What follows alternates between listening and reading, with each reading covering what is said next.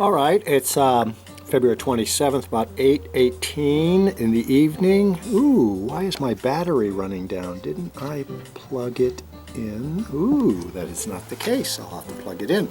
Anyway, what I want to do is quickly recap a number of studies. I'll give you the data on it later because I got to do this quickly. This is NGC 750 and 751, the double planetary in Perseus. This is the view we're getting at, I would say, something around 300x. It's a fairly small planetary, about a little more than a minute and a half across, so that's our view right there. I want to run through a number of other ones so we can recap them, the ones that we missed previously from the backyard here in John Day. Okay, what we're looking for here is NGC 920. And I don't have a reference to it. I'm adjusting the histogram. Yeah, it's a very nice dark sky, but if it's a galaxy, we're not going to see much of it.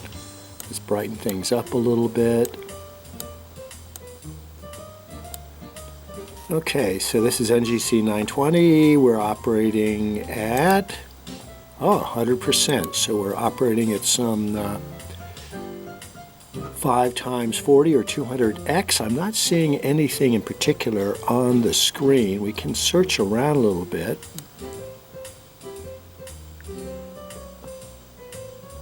If it's anything, it's an open cluster.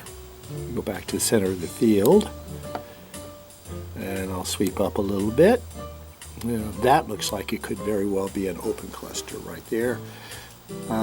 Once again, I just don't have access to the notes right now, primarily because it means turning a light on, and I'm going to have to solve that problem in the future. Let's move on quickly because we're recapping studies we were not able to see previously due to the garage wall and roof.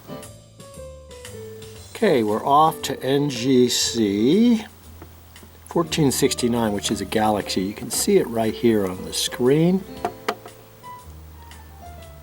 Not a lot to look at. There might be a bit of a halo around it. I can't be sure, but there's the core and there's some luminosity right around it. So once again, this is a series of studies that we were not able to capture previously, and I'm going to push on.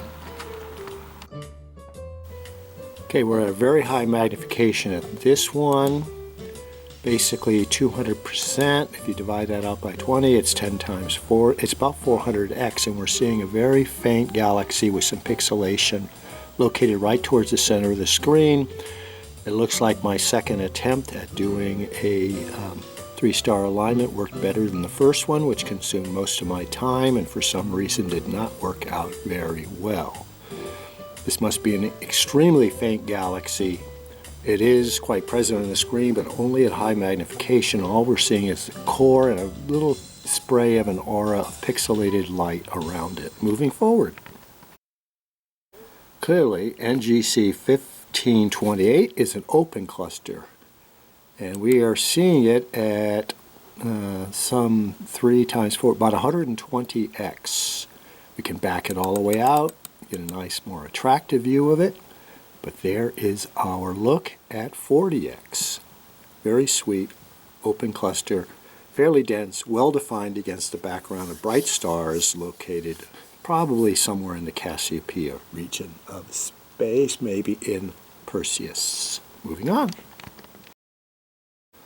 Okay, our next study is probably just an asterism of stars. It's NGC 1544. Let me confirm that on the handset, and that is the case.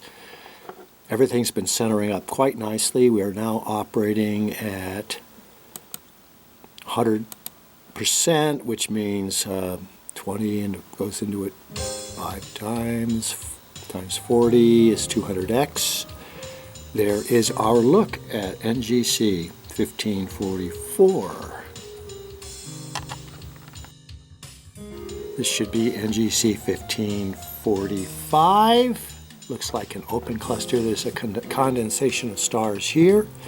Let's zoom in a little bit, just JIC to 100x.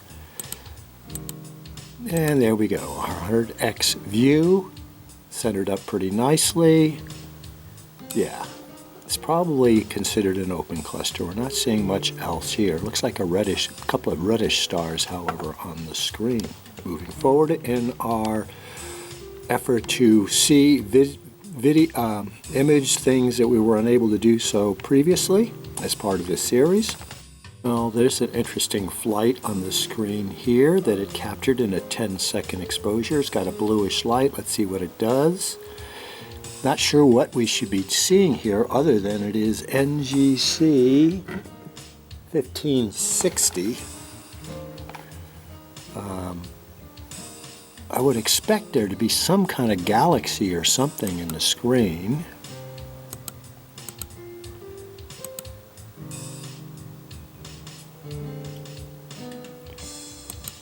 But I can't be sure. I'm interested in the tracking. Look, there's some variability in the path this is taken, and on a subsequent exposure, it's supposed to be doing multiples, but it's just saying exposure success.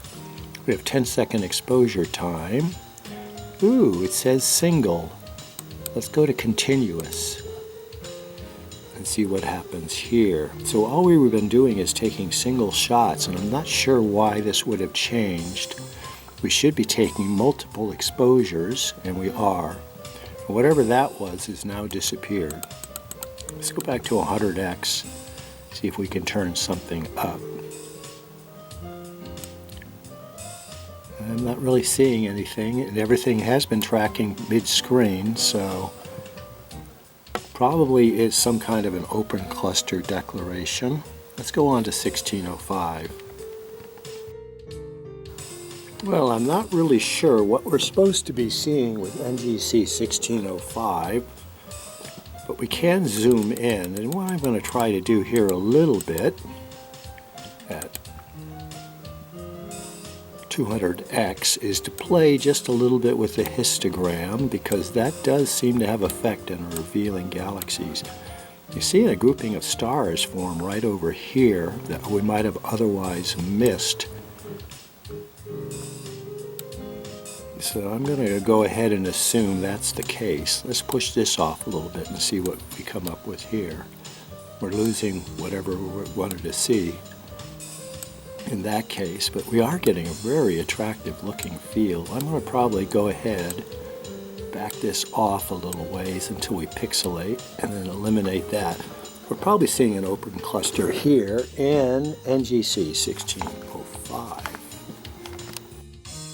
We're clearly seeing a very large open cluster here. It'll probably become much more evident when I back out on the zoom. This is a 30% zoom. I'm not sure why it's so arbitrary. It usually backs off to 20. But there is our view. Notice the void in the center of the open cluster. It could be some nebulosity present that we're not seeing. And that would, of course, be NGC 1708.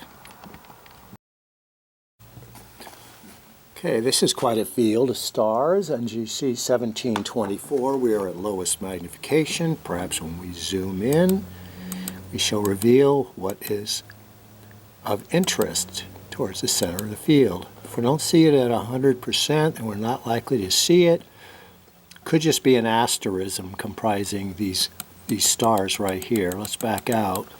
Yeah, it's possible that many of these fainter stars are all 15th and 16th, maybe even 17th magnitude.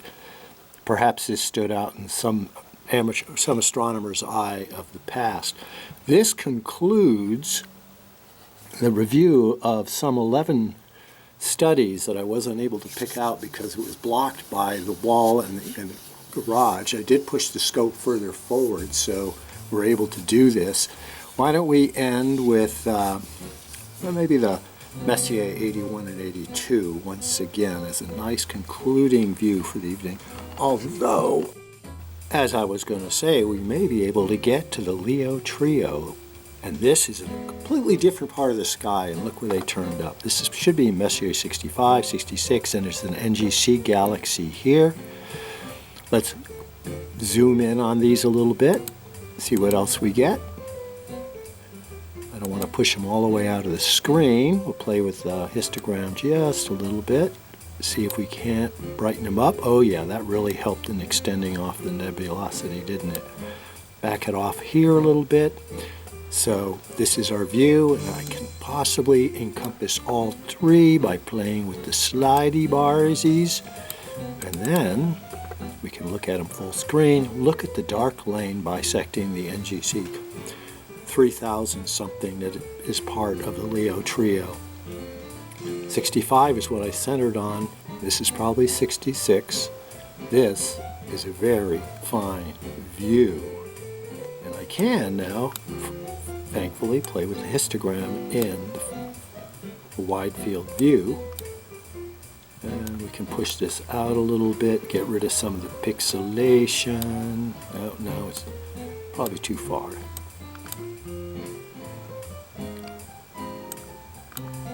Very, very nice. This is our Carpe Noctem view for the evening, the Leo trio, and that is off to the ecliptic to the east, and will be part of future ventures with Penty the Observatory and Eddie the 150 ED refractor, modified mounting, including at some point this very ZWO system we're using now on El Quattro, the 150 fast Newtonian reflector. So I'm going to go on now to the next series of studies, and that will be part of the Rounder series. We've just concluded views of many that we had not been able to image before from backyard. John Day.